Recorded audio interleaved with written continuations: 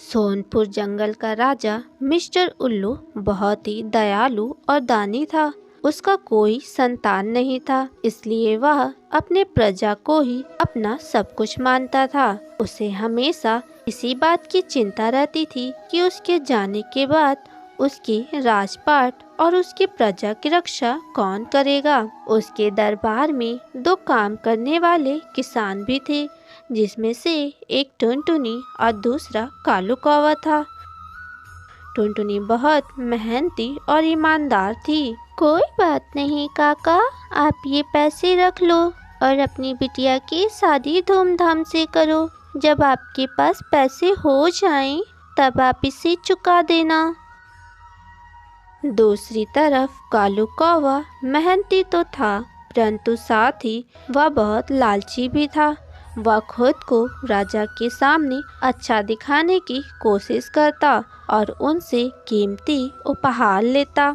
महाराज, इस बार मैंने बहुत मेहनत करके सबसे अच्छी फसल उगाई है। मैंने इस बार पूरी जी जान लगाकर मेहनत की है।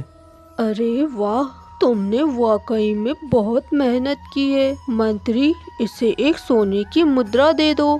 जब तक मंत्री कालू को सोने की मुद्रा दे रहा है, तब तक आप हमें बताएं 10 into 22 कितने होते हैं। मंत्री कालू को एक सोने की मुद्रा दे देता है। ऐसे ही कुछ दिन बीत जाते हैं। एक रोज की बात है, महाराज उल्लू बीमार पड़ जाता है। हे भगवान, अब मैं क्या करूं? अगर मैं ऐसे ही बीमार रहा तो अपनी प्रजा की रक्षा कैसे करूंगा? भगवान, मुझे मेरी चिंता नहीं है। मुझे तो इस बात की चिंता है कि मेरे इस राजपाट को कौन संभालेगा। मेरी तो कोई संतान भी नहीं है। हमें कोई रास्ता दिखाएं भगवान। उल्लू खुद से बातें कर ही रहा होता है कि तभी उसकी पत्नी मीनाक्षी वहां आ जाती है। क्या हुआ उल्लू जी, आप क्या सोच रहे हैं? उल्लू अपनी पत्नी मीनाक्षी को सारी बात बता देता है। तब मीनाक्षी कहती है, क्यों ना हम अपने दरबार के किसान कालू कौवे को अपना राजा बनाए। मैंने देखा है वो कितनी मेहनत करता है, तभी तो आप उसे हर बार सोने का मुहर देते हैं। हाँ मीनाक्षी, वो तो है, मगर मैंने कई बार देखा है कि जितना कालू कौवा मेहनत करता है, उतना ही टुनटुनी भी मेहनत करती है, मगर वो कालू कौवे की तरह अपनी मेहनत का राज दरबार में बखान नहीं करती। एक बार तो मैंने उसे किसी बूढ़े पंछी की मदद करते हुए भी देखा है। हाँ तो उल्लू जी, क्यों ना हम इन दोनों में प्रतियोगिता करा दें। जो जीतेगा वही हमारे राज दरबार का राजा बनेगा।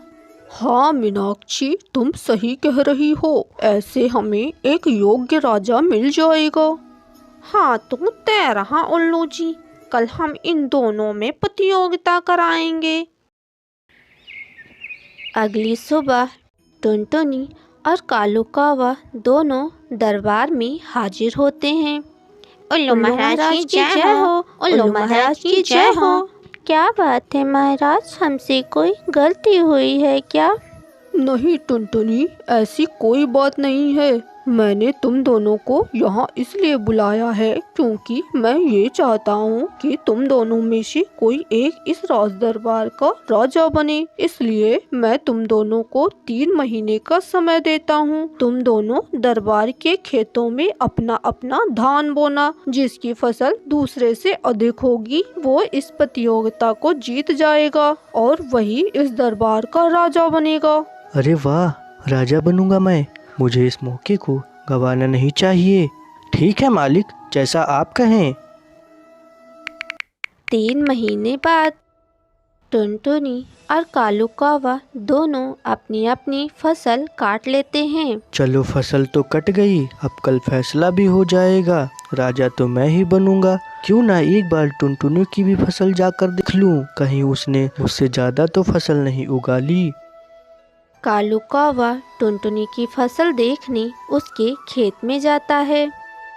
अरे ये क्या, टुनटुनी की फसल तो मेरे फसल से ज़्यादा लग रही है। अगर ऐसा हुआ तो ये जीत जाएगी। नहीं नहीं, मैं ऐसा नहीं होने दूंगा। क्यों ना मैं इसके फसल में से कुछ फसल लेकर अपने फसल में रख दूं, पर मुझे ये काम टुनटुनी के आने से पहले करना होगा। कालू कौवा टुनटुनी के फसल से कुछ फसल निकालकर अपने फसल में रख देता है और वहाँ से चला जाता है। थोड़ी देर में ही टुनटुनी भी अपने खेत पर आ जाती है। कालू भैया की फसल कितनी अच्छी हुई है। उनकी फसल तो मेरी फसल से भी ज़्यादा लग रही है। अगर मेरी फसल कम हुई तो मैं हार जाऊंगी और अपने लोगों की सेवा भी नहीं कर पाऊंगी। इतना कहकर टुनटुनी अपने घर चली जाती है। अगली सुबह मंत्री, दोनों फसलों की तुलना की जाए और विजेता की घोषणा की जाए। जी महाराज। मंत्री दोनों फसलों को गिनता है और टुनटुनी को विजेता बताता है। हमारे दरबार की नई रानी टुनटुनी बनेगी। क्या मैं? लेकिन मेरी फसल तो कम थी, फिर ये कैसे हुआ? हाँ टुनटुनी, मुझे पता है, लेकिन शायद तुम नहीं जानती कल रात क्या हुआ था। कालू कौवा ने तुम्हारी धान के खेत में से कुछ फसल निकालकर अपने खेत में रख दिया था। अच्छा, तो ये फसल की चोरी कर रहा है सिर्फ जीतने के लिए? ये तो बहुत ही लालची है, पर मैं ऐसा नहीं होने दूंगा। बस फिर क्या, मैंने कालू कौवे के फसल से कुछ फसल निकालकर तुम्हारे खेतों में रख दिया, क्योंकि मैं नहीं चाहता कि कोई लालची और धोखेबाज पंछी इस दरबार का राजा बने। इतना कहकर मिस्टर उल्लू टुनटुनी को रानी बना देता है और इसी के साथ हमारी कहानी खत्म होती है।